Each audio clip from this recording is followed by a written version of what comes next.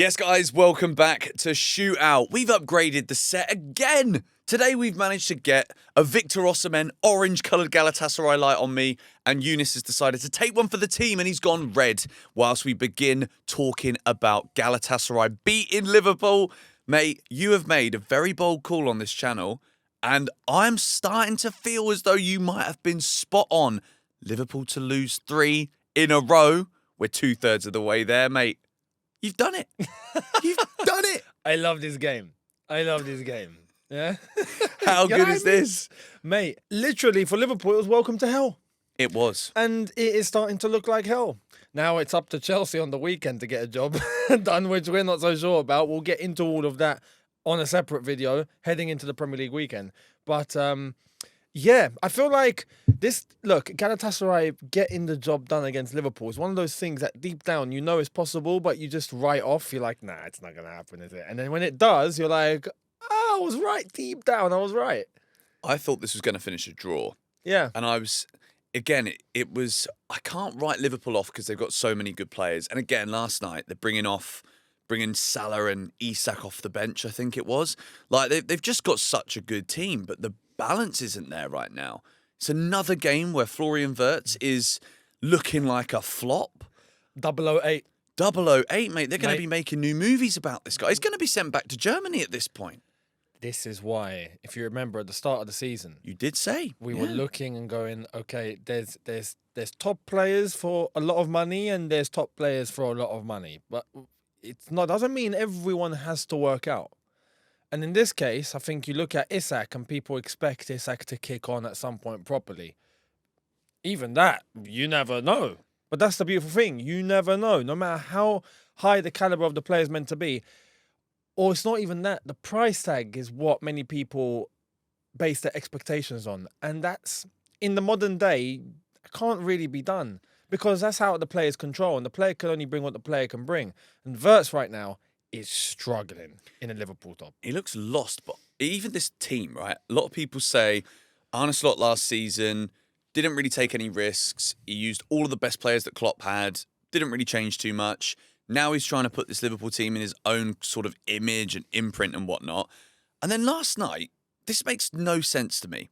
He's got Frimpong trying to play further up the field while Szoboszlai is kind of like a right back. Like, what? Surely that is just I've had one too many Turkish coffees that were laced with something slightly stronger. That doesn't make any sense to me. Like, Liverpool just looked really off the pace. And credit to Galatasaray. It's easy for us to talk about Liverpool more because it's the Premier League. We know more about Liverpool, but it's a penalty. And I personally am delighted that in the same video I could talk about Osimhen being the baller that he is and talk about a Chelsea win after we finish Liverpool. But this is a huge night for Galatasaray. Big night for Galatasaray. And I want to echo that because I heard what Arne Slot had to say after the game. And I know he's obviously going to try and, protect his team. But I'm sorry. The penalty was a penalty all day long. And Slot tried to send the attention more in the direction of, like, what challenge was there? Yeah, I know there wasn't much of a challenge, but there was an elbow to the face, mate. So go and look at the replay. It was a clear pen. He was like, oh, it's the slightest of touches and it shouldn't have been a pen. No, mate, go and look. He elbows him in the head. But it's also like, you've got to get used to the Champions League. Like, if you're not aware... No PGMOL here, mate. Just saying. But it's also, we know this from just history. Do you know what I mean? And we'll talk about the history of the you-know-whos after we've spoken about Chelsea.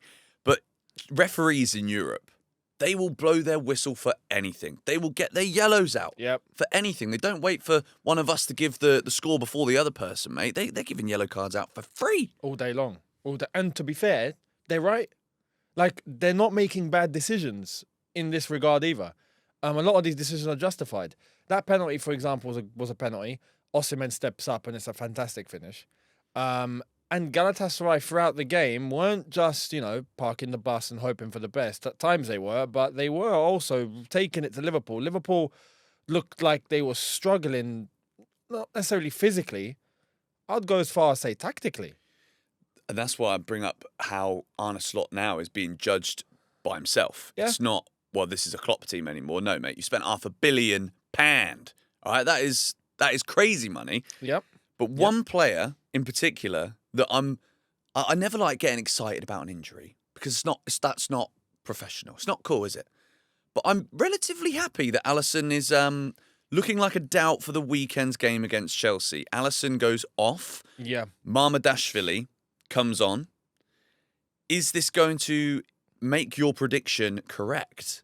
Not to give the prediction too early, but Yeah. surely Alisson, like the amount of 1v1s this guy has saved in the last 2 games alone, Premier League and last night.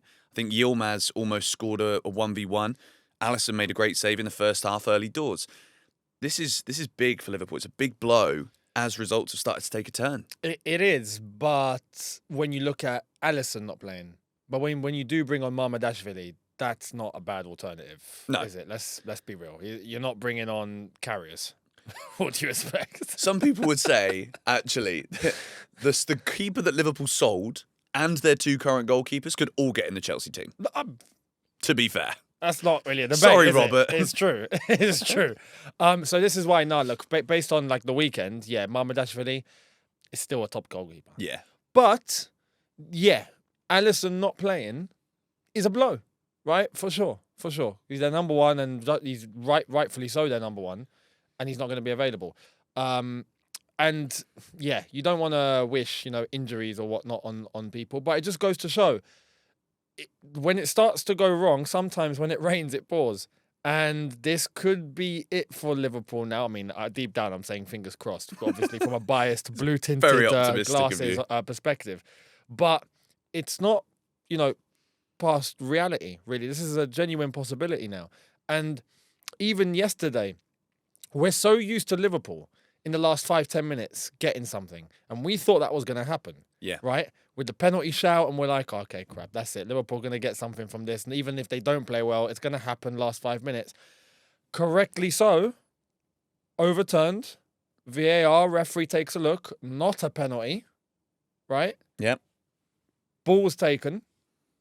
Play on. And that's a change for Liverpool, and that's something they might start getting used to because it's not going to happen every week. Do you know what I'll say? You should have put Federico Chiesa in your Champions League squad. He would have come on yesterday and scored you a goal. He'd have snatched it. But Liverpool have been beaten. Yep. The second game in a row. And find out in the video that will be going out on Friday. Yes. Premier League Premier League predictions, where we'll obviously talk about Liverpool versus Chelsea in more detail. Should we talk about Chelsea? Yeah. But before we do that, shout out to Dastan Satpayev, okay? 17 years old, plays for Kairat Almaty. Eunice and I got interviewed last night by a Kazakh lady who was very excited about Kairat's 5-0 defeat to Real Madrid. We saw Satpayev play against Real Madrid, so shout out for things to come, but Real Madrid won 5-0. Yeah. Cruised, didn't they? They did. It was to be expected, really, wasn't it? Yeah. There was a penalty shout that was actually given and then overturned when it was 2-0. And Thibaut Courtois was just giving that little look to the Kairat players like, haha, not for you. Would have been nice if they got a pen and, Satpayev stepped up and scored. I think we would have taken that as a win, basically. I think he didn't have the ball. I was really hoping I was getting my camera out. I was like, he's going to score against Real Madrid. Like, the new Aguero, this is going to be a big moment. But speaking of big moments, should we do something really cool? What?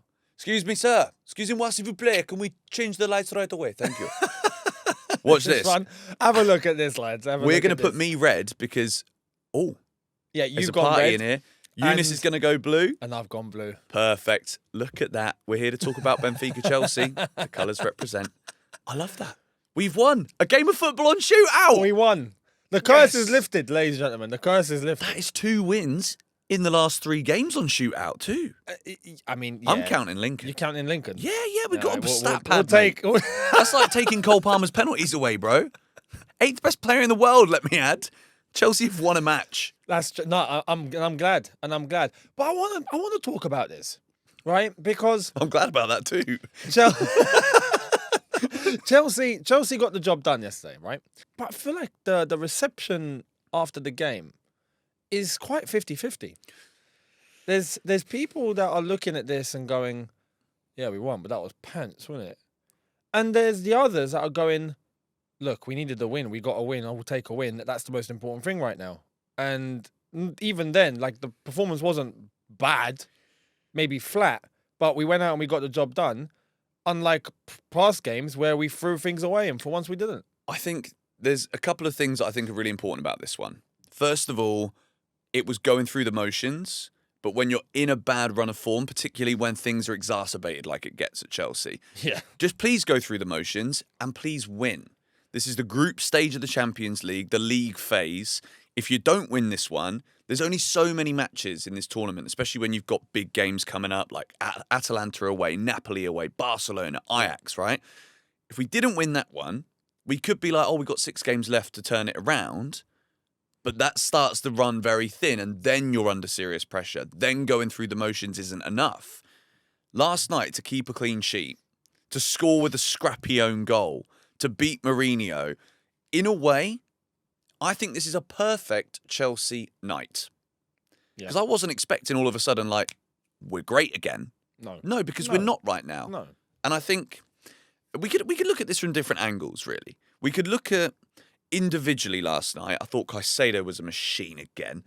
Like, there was a period of time, 4 tackles in 30 seconds, I saw a clip of him. Yep. Mental. But I want to talk about Garnacho with you. Yeah. Because people in my 6 Things comment section were like, oh, it was a yellow box at best. I gave him a green. Because I think that goal's basically him. Yep. Brilliantly timed run. What do you think about Garnacho? Because yesterday he gets the start. I think he could have started up front. Tyreek George did again. Yeah. Like, what is the Chelsea plan right now when it comes to like structuring that attack without Cole Palmer?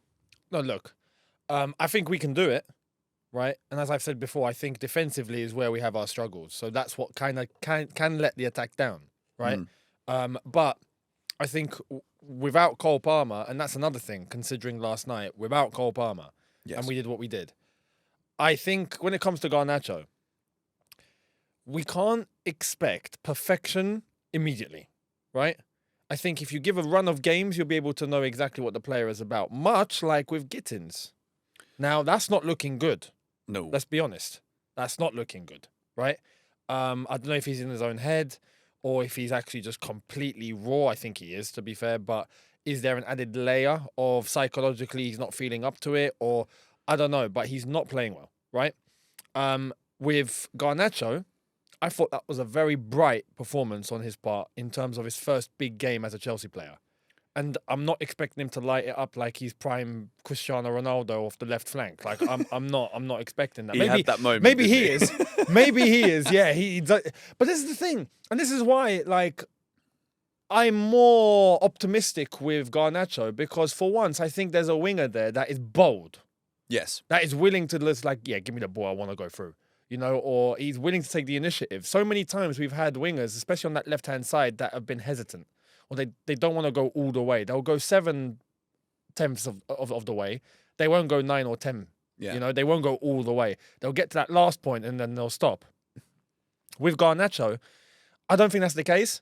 Now, his execution is maybe what people will go, okay, maybe does that need improvement? Or, well, give him a run of games and we'll see. But that's where I think Maresca's made a good call here. And I think yesterday Maresca got everything right, personally.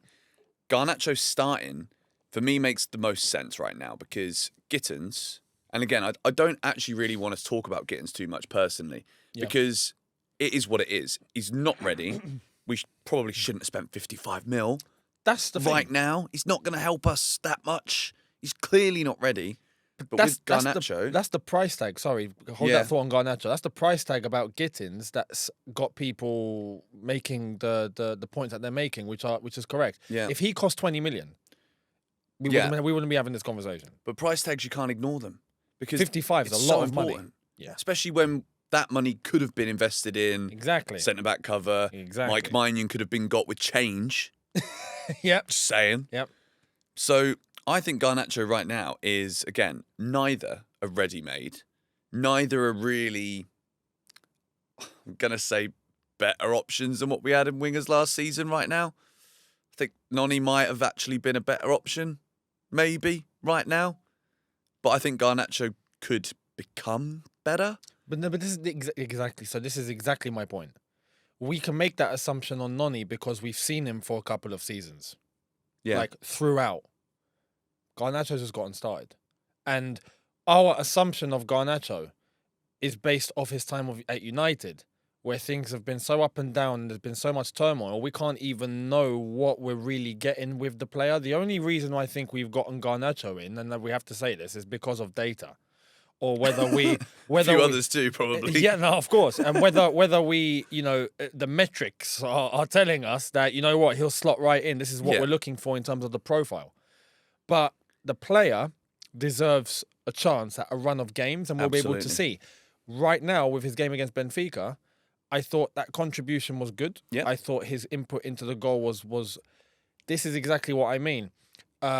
By initiative and taking that initiative. The darting run that he makes to cover that ground, to get onto the end of the ball, to put it into the box in the way that he did, I don't feel like other wingers we've had lately would have done the same thing. They wouldn't have made it. I also think they would. It's the timing of the run that was so good. Exactly. And I think sometimes you can overanalyze, but with this, I think it's really important to praise Garnacho because he's aware that Neto's got that capacity to cut back and cross on his left, but he's not going early expecting it on his right. No. Which I think a lot of wingers would have made that run too soon. Even strikers would make that run too early. But he times it perfectly. And that's what CB was saying on the watch along last night. He was saying Garnacho's cut back and then goal or assists or whatever is a really good stat of his. It's a really strong point of his game. And even though it's an own goal, does that actually count as a Garnacho assist? Because in my head, it does. It should. I'm saying it's his goal. I don't think it does officially because it's an own goal. No. But it should. Yeah. It should. We'll give him the benefit of the doubt for that one. Yeah, it is. It is. Anyone else you think? I think Gusto was better last night. Yes. Better? Yes. I mean, I found Jose's comments funny about Gusto. When he said they brought on a better player, and he's not wrong. He's not wrong. Let's be honest. Spade is a spade. That's maybe Jose's backhand comment to Maresca, like, by the way, play Reece, mate. That's what he was whispering in the tunnel before. And it's like, excuse me, what have you done with the Chelsea right back? Where is Reece? You've benched him? Are you mad? But no, he was better. He was better. And I think Pedro Neto deserves a lot of praise. Yeah. There is the whole thing on Pedro Neto, just like we were talking about Garnacho, that at the very end, you see that extra bit at the end to take the initiative and go for it, which Pedro Neto sometimes doesn't do, but everything else he does is just spot on in terms of his contribution, how he links, his crosses into the box, his supply is class. But him taking the initiative for himself when he does have a chance. He done it twice yesterday, to be fair to him. He doesn't normally do that, where he cuts in and he can have a dig. He doesn't normally have a dig. Yeah. And I feel like if he does that more, he can really round his game completely. But his intensity and his urgency and the dirty side of the game, I think he's gotten so much better at. Yeah. So Pedro Neto, I think, covered a lot of ground, was very physical yesterday. I think he deserves a lot of praise for it. I also think we've got to talk about Esteval, man. 100%. There was a moment where I think I nearly celebrated it. Or at least my emotional reaction was more than the goal. When he took on 4 players and went past all of them. He's just like he's on a different planet, this kid. I honestly think it's only a matter of games, and I hope it's Liverpool, because what a way to really announce yourself, right? I think it's only a matter of time before this kid is unavoidable in the Chelsea starting 11. I already feel like he has to play every game, but I think it's an inevitable blowout 100% that we're going to see. 100. Look, he's so technically gifted, right? And it's like I've said before. I understand the protection. Yeah. You know, he's still young. We got to bed him in slowly, but that's for the average 17, 18-year-old. This isn't an average 17, 18-year-old. This is someone who's brave on the ball, knows exactly what to do. His awareness is fantastic. He's got great skill. Yes, he's going to misplace a pass here and there. And this is where I go back to people wanting perfection from everyone every game. That's just impossible, especially from someone his age. But you have to give him the game time, and you have to give him the benefit of the doubt, so then he can actually develop based off the extraordinary talent he has. Yeah. And yesterday, when he did go through those players, and he nutmegged someone every game. I mean, it's ridiculous. This is someone that can change a game for you. And right now, we need that. It's like I've said, defensively, we've got our struggles. And I think overall, we were better yesterday. But we do need some spice up top to counter that and to make up for it. And I think he's the one that can provide the most. Absolutely. Good win for Chelsea. I think all in all, it's not the most enthralling game of football we've ever witnessed. No. But we got it done, didn't we, Eunice? I want to highlight something else as well. People will be very quick to jump on and say, Chelsea are missing this. We've lost because of this. But then when we do play and we win, that was poor. it's like, well, we're not exactly well equipped, are we? You know, as we do say when we lose games, but when we actually claw in and dig in and we do get one of these wins, Yeah. considering the circumstances we have, I'm not going to shoot that down. No, very good. Because it was a Benfica side that did show up. I feel like they maybe could have done better going forward. Yeah. Right? They didn't put on enough pressure, except in the second half they tried to, and I think we contained them well. But I expected more going forward from them. We heard Jose after the game talk about his Benfica team saying, you know what, because he's only been there for 10 days, 4 games, he's actually happy with their performance because he does rate Chelsea in terms of how they are at home. Yeah. Overall, for them, it's positive because they only conceded 1 and they did have chances, but they didn't score. That's the most important thing. But for Chelsea, I think it's important. Without certain players, we've got injuries, there's the fitness issues. We were on the back of poor form, bad psychology, and we claw in and we get a better performance, flat, albeit, I understand, Yep. but a better overall performance, claw out the win. I can't ask for more in this situation. Job done. Our Job done. Champions League run is officially on. When we win it in May or June, whenever the final is, could be the 1st of June, I'm not sure. Yep. Then we'll all look back on this game and remember, we beat Jose Mourinho's Benfica on the way to winning our 3rd Champions League. Should we go through a couple of results and then talk about the history of the Tottenham? Yes. Because they kind of like role reversed it last night. Fair play. But we've had Atalanta beating Club Brugge 2-1. Yep. Club Brugge went ahead in that game. I quite like Club Brugge, as you know. Atletico Madrid 5-1, scoring 5 at home again against Frankfurt. They're on smoke. They had a bad start to the season, but all of a sudden, Simeone's put the oven on now. We've also got Inter Milan beating Slavia Prague 3-0. Marseille 4-0 against Ajax. They're on crazy form. De Zerbi is Crazy form. he's at the doing moment. something there, isn't he? Yep, and you thought them beating PSG in the league might have been just a fluke or something. Nah, Marseille PSG is never a fluke. PSG obviously struggling with injuries. It's another thing. Yeah. We can relate. But Marseille are showing a lot of form. Respect them, man. Fair play. Danger in the competition, potentially. And then we've also got Michael Olise magic for Bayern in a 5-1 win in Cyprus. I'm sure there was casino trips galore last night for them. Jackson scored. He did. Do you know what? Bayern Munich, pay up. Pay up. Well done, Nicholas Jackson, right? And an assist. Got an assist. Very well done. Albeit it was against Paphos. If David Luiz was on the pitch, he wouldn't have scored. Exactly. Just saying. Yeah. But we'll leave that there. Don't worry, we'll wait for David Luiz to show up at the bridge. Another reunion in store. Absolutely. Yeah, that's coming soon. But there's a man's name I want to talk here because perfect rating last night he got for Bodo Glimt. And honestly, what a player. Let me get his name up here once more because he was absolutely outrageous, okay? Well, I think before we get to Bodo Glimt Tottenham, we got to do the thing again.